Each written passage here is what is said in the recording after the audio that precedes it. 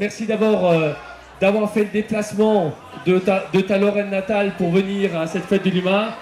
Je vais donc peut-être Antoine te demander, tu es citoyen français poursuivi par la justice luxembourgeoise, qu'est-ce qu'on te reproche? Alors, on me reproche mon rôle de lanceur d'alerte dans l'affaire LuxLeaks, notamment vol de documents, violation de secret d'affaires, violation de secret professionnel, etc. Donc cette affaire est un peu ancienne déjà, donc je travaille dans un grand cabinet d'audit au Luxembourg. Mon métier c'était de vérifier les comptes des entreprises, et dans ce cadre-là j'ai découvert progressivement que la plupart des clients du cabinet d'audit pour lesquels je travaillais avaient une présence relativement artificielle au Luxembourg, qui leur permettait d'échapper en très grande partie à l'impôt. Donc en fait, c'est des transferts de bénéfices avec des activités économiques réelles qui ont lieu dans d'autres pays européens tels que la France, l'Allemagne ou d'autres. Et ces bénéfices légitimes sont transférés au Luxembourg pour échapper quasiment à toute imposition. J'ai trouvé ça parfaitement scandaleux, surtout qu'en 2010, on était en pleine crise de la dette grecque, et avec des plans d'austérité qui apparaissaient un peu partout en Europe. Et en tant que citoyen, ça posait un problème que les grandes entreprises échappent à leurs responsabilités fiscales pendant que l'effort est supporté par vous et moi. Et également par les PME, puisqu'il y a un énorme problème de distorsion de concurrence.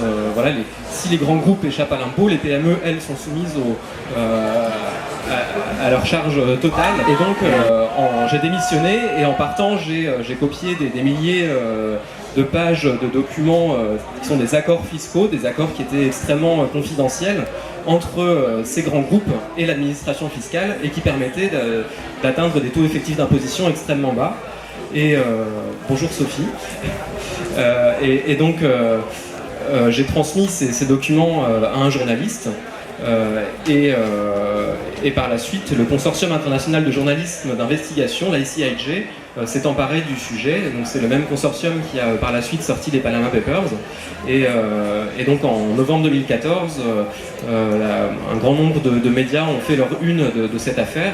Et ça a déclenché un certain nombre de répercussions plus ou moins concrètes au niveau européen, notamment la création d'une commission parlementaire au Parlement européen qui a rendu plusieurs rapports qui ont été adoptés à une très grande majorité et qui promeuvent une plus grande justice fiscale, qui font des propositions concrètes pour y arriver et qui enjoignent aussi la Commission pour faire des propositions pour mieux protéger les lanceurs d'alerte.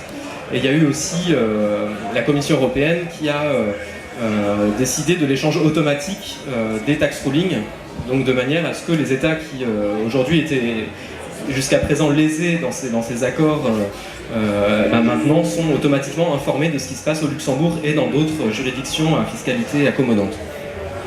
Et donc ce qui s'est passé, c'est que j'ai été inculpé pour mon rôle dans cette affaire-là. Mon procès en première instance a eu lieu en avril, fin avril, début mai, avec également Raphaël Allais, un autre lanceur d'alerte salarié de PricewaterhouseCoopers, qui a également communiqué des documents au journaliste Édouard Perrin. Et ce journaliste, Édouard Perrin, a aussi été inculpé par la justice luxembourgeoise. Et alors lui a eu la chance d'être acquitté. Et par contre, Raphaël Allais a été condamné à 9 mois de prison avec sursis et moi à 12 mois avec sursis. Et donc nous avons décidé de faire appel de ce jugement.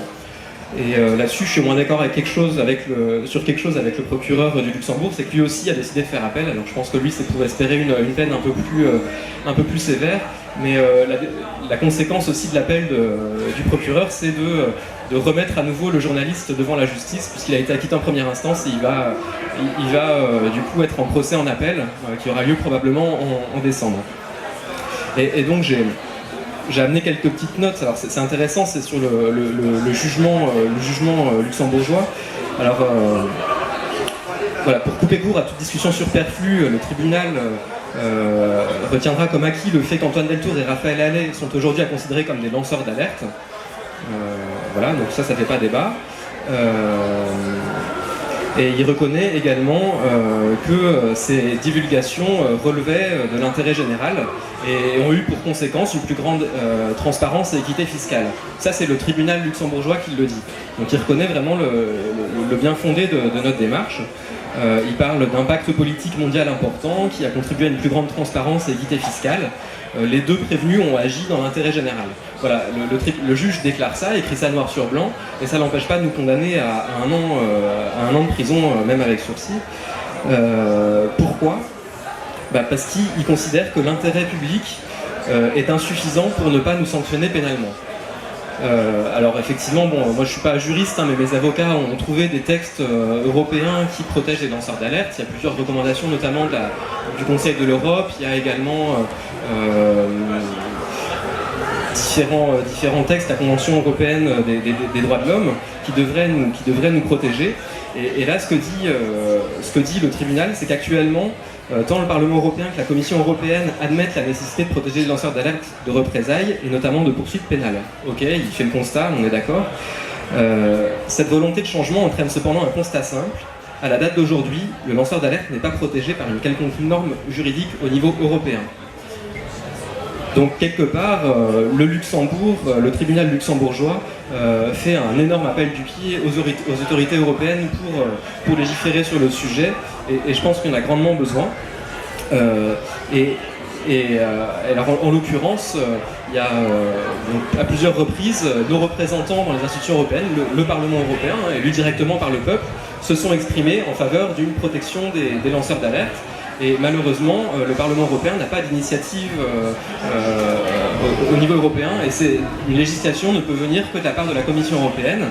Et actuellement, c'est la Commission européenne qui bloque. Alors, effectivement, la Commission européenne est présidée par Jean-Claude Juncker, qui est ancien Premier ministre et ministre des Finances du Luxembourg pendant de très nombreuses années.